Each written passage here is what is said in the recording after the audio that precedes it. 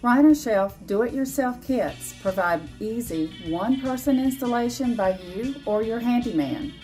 The kits come boxed with all product information, fasteners, and assemblies. Everything is bagged or pre-assembled and wrapped. All components are clearly labeled.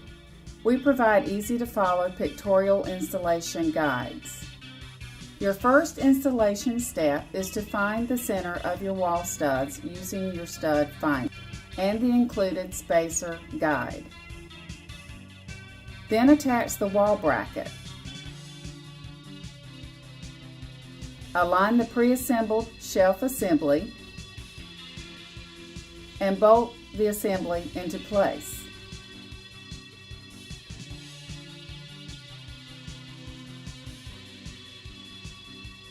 Level the assembly and then attach the top bracket to the wall.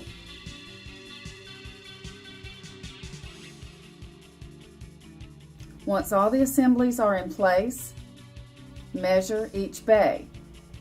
Cut your 2x4s to fit. Lastly, place and align all 2x4s, again using the spacer guide, and fasten in place using the included screws.